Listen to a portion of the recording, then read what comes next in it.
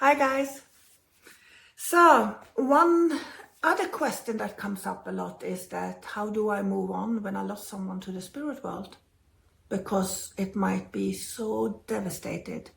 You might lost your best friend, your partner, you might lost your beloved daughter or son, you might lost your greatest parents, brothers, sisters, someone you're really close to, and it is life-changing. And even if you're not close to them, it can be detrimental because when they're gone, it's too late to solve your issues, if you had any. And that can also be very hard for people to move on from. And my mom died 29th of December last year, so it's not that long ago. And we have had our ups and downs during our lifetime. And I'm very, very happy that I had the 4 days at the hospital with her before she passed away, because it's like it was no words needed. We knew we loved each other.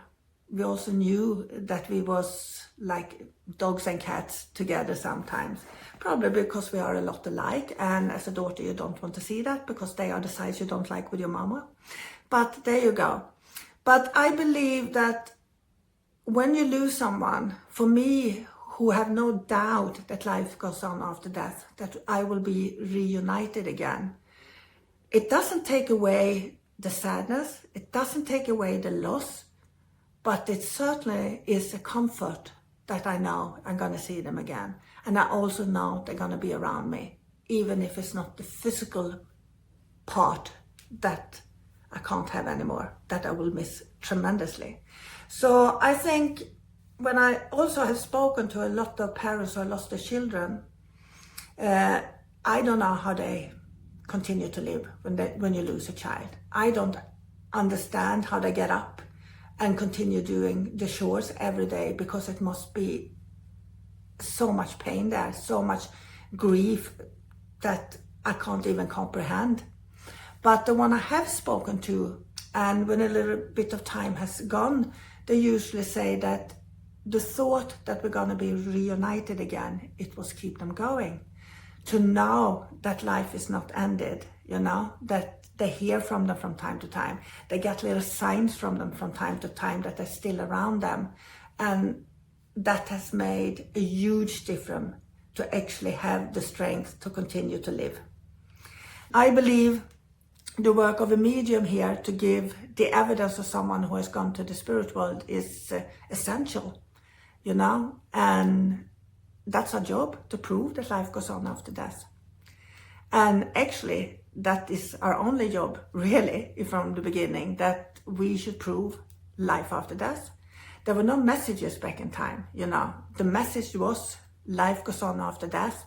This is how much evidence you've been giving, so you understand that your beloved one is not dead, Only the physical body has gone.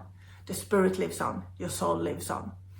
So I believe we have a very important part to fill, because like I said, especially when you meet people who have lost their sons and daughters, it can be an awful pressure to work with people who have lost the children, because from yourself, you know that would be your worst nightmare, and you want to do so good for someone like that. So you can actually put a lot of pressure and block yourself if you are not aware of how you're functioning as a medium. And as a medium, you will probably always feel that you haven't done enough. At least I do. Every reading I do, even if it is an intuitive reading or if it is an evidential reading, I usually feel that I haven't done enough. But I think that is a good thing, because it means that I'm striving to become better and better all the time. I think the best thing over these 30 years I've been involved is that I have learned not to punish myself too hard. That I'm doing the best I can at every given time and learning from it. What did I learn from this situation, instead of, I missed that, And this is something I brainwash my students with, because it's been such a huge change within my own work. because if you can go of the huge pressure, there will always be a little, because you want to do well. And I think that's a good thing. I think that spurs you on, you get more active and more alert, but not beating yourself up, because that won't do any good whatsoever. So it's very rewarding when you do a good job, especially if you learn not to beat yourself up. But there you go. And when you come to a medium, you might expect them to say certain things from your beloved ones, but every medium works from their own life experience, my own indoctrination, and everything that I learned from where I was born to where I am today. And that's the only thing I can use to make a good description for your loved one in the spirit world. So sometimes if you come to me and have an evidential for someone, you get certain things that I have knowledge about, that I can connect and pick up from the spirit. If you go to a different medium, you might get different evidence, because they have a different life experience than me, and they learned different things in life. And if your beloved one have done anything of that they can recognize with, it will be easy for them to pick that up. So sometimes when you go to different medium, yes, you will get different information because of who we are, our life experience. So if you, for example, have said to your loved ones, when you die, to prove that life goes on after that, I will tell you this and this and this when I come to a medium, if you go to a medium. And it might not come up. Well, it doesn't mean that the beloved one is not there. It believes because of the medium can't pick it up. And you also have to realize that everything goes through the medium's mind.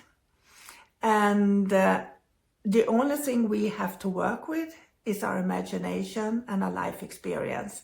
And from that, we can start to unfold the energy, the message they are trying to deliver to us. So it's a lot that goes in when you're working as a medium. The mechanics of it is quite extensive.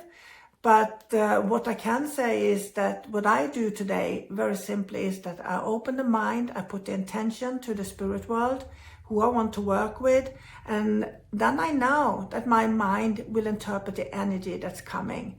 And whatever pops into my mind when I'm working, then I believe and I trust. And I know I got everything for a reason, because my mind will work for me, not against me, when I put intention out there. And yes, I will get some no's from time to time, and then I realize, I'm learning something more here now. And isn't that exciting? I think this is one of the few works that you can do that you feel like a beginner every time sometimes. You learn something every time you read for someone. You get new experiences. You learn more about the energy, the subtleness within it, and it's so exciting. And I also want to mention that there is a lot of people who are interested in this, and they think, it's just for special people, someone who is really gifted. Well, I don't believe in that, you see.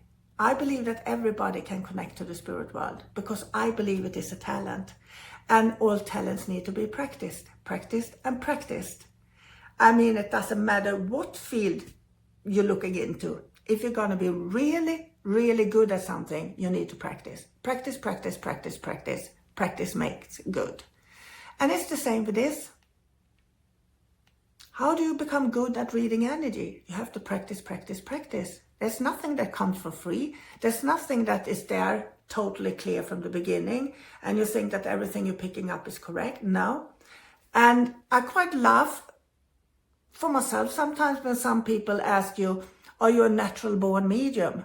Have you had the gift from when you was born, Mia? Probably, but I didn't realize it. And I don't believe in saying it's a gift, because if you talk about it like it was a gift that I've been granted, that means that I've been chosen for something special, and I don't believe in that. I believe in equality of all people.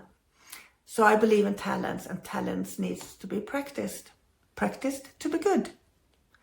And I also think that when you look at this work, at this whole picture, It's not just about giving evidence. It's about being a good human being. It's about being a kind person. And I think it's easy to be kind when everybody else is kind around you.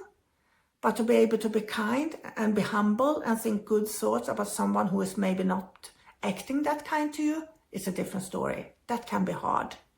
So I think that's when sometimes we truly show our true colors. And that's when I think you have to look into yourself and realize that, how am I gonna act on this?